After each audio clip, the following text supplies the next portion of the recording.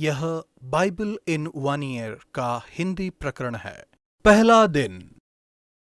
मैं एक squash club का सदस्य हूं जो एक व्यायामशाला भी है। हर साल 1 जनवरी को वे व्यायाम के अतिरिक्त उपकरण मंगवाते हैं और पूरी जगह भर देते हैं। 7 जनवरी तक वे सभी अतिरिक्त उपकरणों को बाहर कर देते हैं। जैसा कि ज्यादातर लोग अपने नए साल के संकल्पों को छोड़ देते हैं और क्लब अपनी सामान्य अवस्था में आ जाता है। नए साल के संकल्प जैसे कि तंदुरुस्ती पाएं, वजन कम करें, पेय पीना कम करें, धूम्रपान करना बंद करें, कर्ज से बाहर आएं वगैरह। नए साल के इन सामान्य संकल्पों को करने में कुछ गलत नहीं है। निश्चित ही हम सब प्रतिज्ञाएं करते हैं जिन्हें हम पूरा करने में असफल रहते हैं। शुभ समाचार यह है, हर साल एक अवसर है, एक नई शुरुआत का और नए आरंभ का। ठीक उसी तरह से हर सप्ताह भी एक नया अवसर है और वैसे ही हर रविवार जो सप्ताह का पहला दिन होता है एक अवसर है नई शुरुआत का। वास्तव में हर दिन नई शुरुआत करने का एक नया अवसर होता है। बाइबल के पहले 2 शब्द हैं आरंभ में, उत्पत्ति 1:1। आज का हर एक पद्यांश हमें नई शुरुआत और नए अवसरों के बारे में कुछ बताता है और नव वर्ष के संकल्पों के लिए कुछ सुझाव भी देता है। यदि आप एक साल में पूरी बाइबल पढ़ने की चुनौती की शुरुआत कर रहे हैं तो इस भजन में आपको प्रोत्साहन करने वाले शब्द हैं, परमेश्वर के साथ समय बिताने, प्रसन्न रहने और वचन की इच्छा रखने और उस पर मनन करने को एक नियमित आदत बनाएं। वायदा यह है कि यदि आप परमेश्वर के वचन में प्रसन्न रहेंगे तथा दिन और रात वचन पर मनन करेंगे तो आपका जीवन आशीषित होगा। प्रसन्नता उससे आती है जो आपके साथ होता है। आशीषित होना वह घटना है जो आपको परमेश्वर को जानने से और उनके वचन पर मनन करने से मिलती है। परमेश्वर आपको फलदायी होने का वायदा करते हैं जो हर मौसम में अपना फल लाता है। जीवन शक्ति जिसके पत्ते मुरझाते नहीं, हालांकि जरूरी नहीं कि यह भौतिक समृद्धि हो। इस संदेश की पुष्टि दुष्ट की अंतिम स्थिति द्वारा की गई है। भजन लिखने वाला इस बात की कोशिश और दावा नहीं कर रहा कि दुष्ट कभी कभी समृद्ध होते हैं। वह तो हमें उस समृद्धि की अस्थायी प्रकृति की याद दिलाता है। वे उस भूसे के समान होते हैं जो पवन में उड़ाई जाती है। वे नाश होंगे। चिरस्थायी और अनंततः अनंत फलदायी बने रहने और जीवन शक्ति की मुख्य कुंजी परमेश्वर के साथ आपके संबंध में अंतर्निहित है। यदि आप सत्यनिष्ठा के मार्ग पर चलने का प्रयास करें जिसके बारे में भजन लिखने वाला बता रहा है तो आप निश्चिंत रहिए क्योंकि स्वयं प्रभु आपकी देखभाल करेंगे। प्रार्थना। प्रभु, आपकी अद्भुत प्रतिज्ञा के लिए धन्यवाद। जैसे ही मैं आपके वचन में प्रसन्न रहने और इस पर मनन करने का संकल्प करता हूँ, यीशु पर ध्यान केंद्रित करने का संकल्प करें। हमारे जीवन का केंद्र यीशु होने चाहिए। बाइबल यीशु के बारे में ही है। नए नियम की शुरुआत उनकी वंशावली से होती है। जब हम यीशु के वंश की सूची पढ़ते हैं तो हमें यह देखकर प्रोत्साहन मिलता है कि उनमें व्यभिचारिणियों के नाम भी शामिल हैं, जैसे तामार, राहाब जो व्यभिचारिणी थी, रूथ जो गैर यहूदी मोआबिन थी, सुलेमान जो कि बत्शेबा के साथ दाऊद के नाजायज संबंध से पैदा हुआ था, इसके अलावा और कई। धन्यवाद हो परमेश्वर का जो पापी लोगों का इस्तेमाल करते हैं और इसलिए वे हमारा भी इस्तेमाल कर सकते हैं। आपका अतीत चाहे जैसा भी हो और इस वक्त आपका जीवन क्यों ना टूटा ही दिखाई दे रहा हो, फिर भी आपके जीवन में कुछ महान कार्य करने के लिए परमेश्वर आपका इस्तेमाल कर सकते हैं। यीशु नाम का अर्थ ही यह है, वह अपने लोगों को पापों से बचाता है। मत्ती 1:21।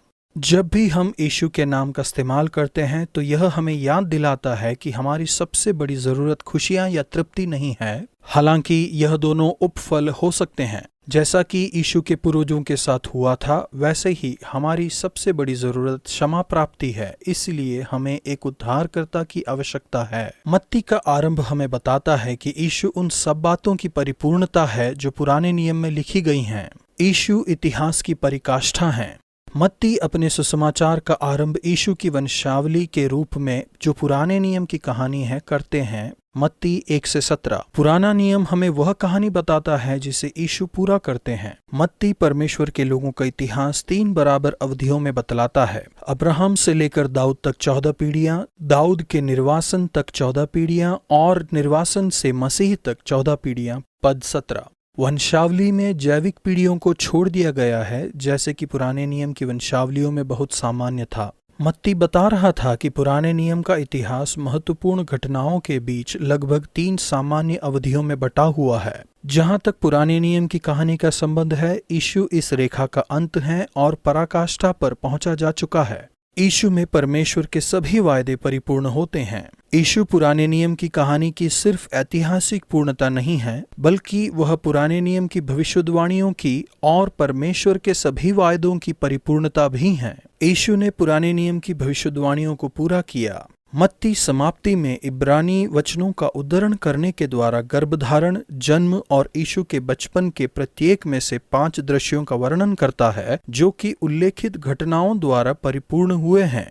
मत्ती 1 का 22 और 23, 2 का 5, 6, 17 और 23, 14 का 16 पहला यीशु के गर्भ में आने से पूरा हुआ है। यह सब कुछ इसलिए हुआ कि जो वचन प्रभु ने भविष्यद्वक्ता के द्वारा कहा था वह पूरा हो कि देखो, एक कुंवारी गर्भवती होगी और एक पुत्र जनेगी और उसका नाम इम्मानुएल रखा जाएगा, जिसका मतलब है परमेश्वर हमारे साथ। मत्ती 1, 22 और 23।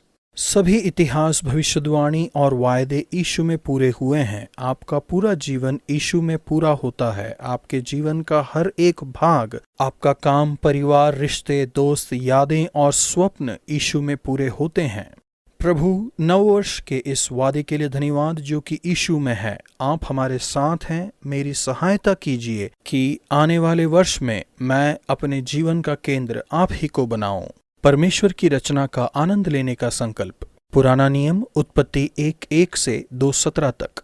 आप यहाँ अपनी मर्जी से नहीं हैं। यह सृष्टि परमेश्वर की रचना है। आप उनके स्वरूप में बनाए गए हैं। उत्पत्ति इस सृष्टि के आरंभ का वर्णन करती है। वह इस दुनिया के आरंभ के वैज्ञानिक सिद्धांतों कौन और कब से परे है। वह क्यों और कौन के वैज्ञानिक सिद्धांतों का उत्तर देती है। विज्ञान इन बातों का विरोध नहीं करता, बल्कि यह दोनों बातें एक दूसरे को पूर्ण करती हैं। नए नियम के दृष्टिकोण से इस पद्यांश को पढ़ने पर हम देखते हैं कि रचना में संपूर्ण त्रिएकत्व शामिल है।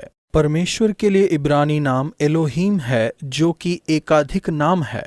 इस रचना में पवित्र आत्मा शामिल थे। वचन 1 का 2। यीशु के माध्यम से ही यह रचना अस्तित्व में आई। परमेश्वर ने कहा, पद 3। यीशु परमेश्वर के वचन है और जो कुछ उत्पन्न हुआ है उनमें से कोई भी वस्तु उनके बिना उत्पन्न नहीं हुई है। यूहन्ना 1:1 से 3। रचना के इस वर्णन के बीच में एक अद्भुत पंक्ति है जो परमेश्वर की अत्यधिक सामर्थ्य को दर्शाता है। उसने तारों को भी बनाया। उत्पत्ति 1 का 16। अब हम जानते हैं कि सिर्फ हमारी आकाशगंगा में लगभग 100 से 400 अरब तारे हैं और हमारी आकाशगंगा लगभग 100 अरब आकाशगंगाओं में से एक है। उन्होंने उन सभी को बनाया अपनी शक्ति से। उनकी रचना का परमोत्कर्ष मनुष्य था। आप परमेश्वर के स्वरूप में बनाए गए हैं। पद 27। यदि हम जानना चाहते हैं कि परमेश्वर कैसे हैं, तो वह स्त्री और पुरुष एक साथ हैं जो उनके स्वरूप को दर्शाते हैं। पद 27। हर एक मनुष्य उनके स्वरूप में बनाया गया है, इसलिए व्यवहार सम्मान पूर्वक, आदर और प्रेम के साथ किया जाना चाहिए। परमेश्वर के साथ बातचीत करना इस सच्चाई को प्रतिबिंबित करता है कि आप उनके स्वरूप में बनाए गए हैं।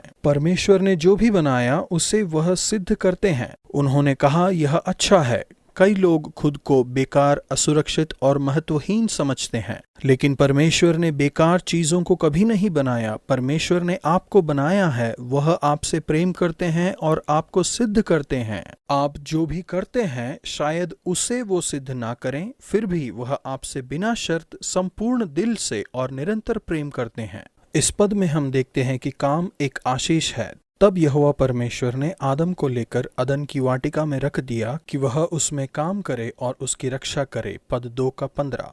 काम परमेश्वर की रचना का एक भाग है, न कि पतन का परिणाम। यह पद हमें यह भी याद दिलाता है कि पर्यावरण की देखभाल करना मनुष्य के लिए परमेश्वर की योजना का मुख्य केंद्र है। विश्राम करना वैकल्पिक नहीं है। परमेश्वर ने भी ऐसा किया था। उसने विश्राम किया। पद 2। इन दिनों में विश्राम करना, छुट्टी का दिन, छुट्टियां एक विशेष आशीष है। परमेश्वर ने 7वें दिन को आशीष दी और पवित्र ठहराया। छुट्टी लेने के बारे में खुद को अपराधी मत समझिए। छुट्टियां अपने आप में अच्छी है। ये आत्मिकता में भी फिर से तरोताजा होने के लिए समय भी है। ज्यादा कठिन परिश्रम ना करें। परमेश्वर ने जो बनाया था उसका आनंद लेने के लिए और विश्राम करने के लिए भी समय निकालें। आपको लगातार काम करने की जरूरत नहीं है। आपको आराम करने और विश्राम लेने की आवश्यकता के साथ बनाया गया है, यानी अपने काम का और अपने काम के फल का आनंद लेने के लिए भी बनाया गया है। उत्पत्ति 2:16 और 17 में हम देखते हैं कि परमेश्वर ने आदम और हव्वा को व्यापक अनुमति दी।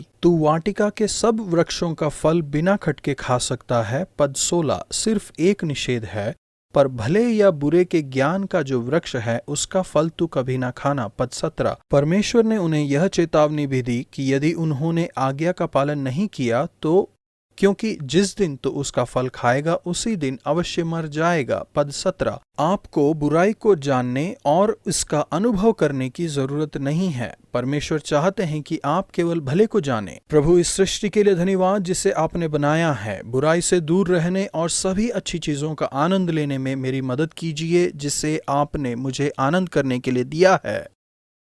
मत्ती 1 अध्याय 18 और 19वें पद में हम पढ़ते हैं, मरियम और उसके माता पिता के लिए ये बात कितनी कठिन रही होगी। उन्होंने अवश्य ही लज्जा और शर्मिंदगी महसूस की होगी। हम देखते हैं कि क्यों यूसुफ को मरियम का पति होने के लिए चुना गया था। वो बहुत ही प्रभावशाली था। जिस लड़की से वह शादी करने वाला था वो गर्भवती थी। वो क्रोधित हो सकता था, फिर भी वो उसका अपमान करना नहीं चाहता था। उसने उसे चुपचाप छोड़ देने का निर्णय लिया। फिर हम देखते हैं कि उसे सपने में एक स्वर्गदूत दिखाई दिया और उसने उसे मरियम से शादी करने के लिए कहा। उसने लोगों की सोच की परवाह किए बिना एक ऐसे बच्चे का पालन पोषण करने का निर्णय लिया जो कि उसका नहीं था। उसे अवश्य ही विश्वास करना पड़ा होगा। आज का वचन, क्योंकि यहोवा धर्मियों का मार्ग जानता है, भजन संहिता 1:6।